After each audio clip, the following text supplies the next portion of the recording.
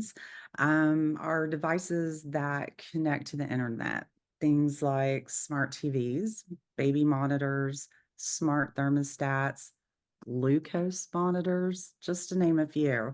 So, how has the rise of these IoT devices altered the landscape of personal cybersecurity?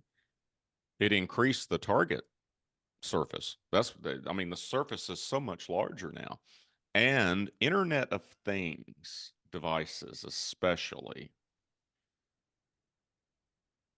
are unique in that the software, they call it firmware, right? Okay. That's software that's installed. It's got an operating system. It has an app or two or three, to run your refrigerator or your Amazon Echo. Hmm. Anyway, they all have an operating system. It's the difference is it's called firmware because it's embedded in chips rather than soft loaded from a hard drive like an operating system on a laptop. And because firmware is typically, and I got to be careful what I say here, Okay. hardware manufacturers have a tendency, and not so much anymore, but they have a tendency to overlook security problems. And they're getting better. I don't, if you guys, anybody's listening, this, you're a firmware designer and you guys are doing great security and all of that. Great. I wish everyone did that. But you know as well as I know, if you're one of those hardware software guys, that wasn't true just 10 years ago. There's been water utilities that have been compromised because the default username and password on some sort of industrial control system that distributes water or treats water in a public water utility, the default username and password is admin. Just like home routers used to be, Right. 20 years ago. You went to Best Buy, you bought you a home router, you plugged it in, and chances are most people never even changed anything. It just worked. But the username and password is admin. So, and a hacker, and in fact, they didn't even turn on any kind of Wi-Fi security by default. You actually had to go into the router to turn that on. Well, if you didn't have Wi-Fi security, then anybody could join the network. They knew Mhm. the default username and password was admin, and they've got free reign to do whatever they want to on your network. Right. So, and that's just another example of hardware manufacturers not taking security serious. Right. Yeah. Just putting a password on there would help a lot, huh?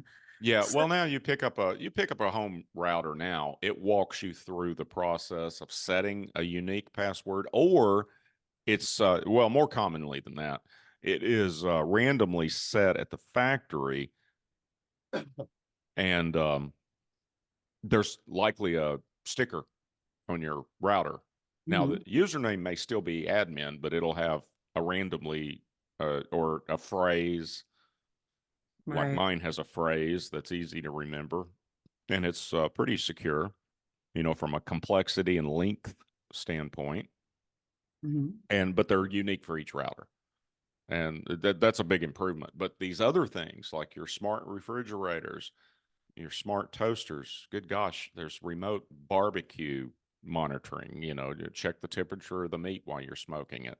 Bluetooth connected devices, Mhm. your Amazon Echo. I actually got rid of all of my Amazon stuff because I don't want it hacked. I don't want it to be monitored, Mhm. and on and on and on. But I'm super paranoid. I get the convenience of having an Echo. I loved it for making a shopping list. I Right. need eggs and add eggs to the shopping list. And then when I went to Walmart or wherever, I just pulled up my phone and there's my shopping list on my Kindle app. But just keep in mind that don't take security for granted on anything that's connected to the internet, these Internet of Things, these IoT devices. And that includes any sort of industrial control system.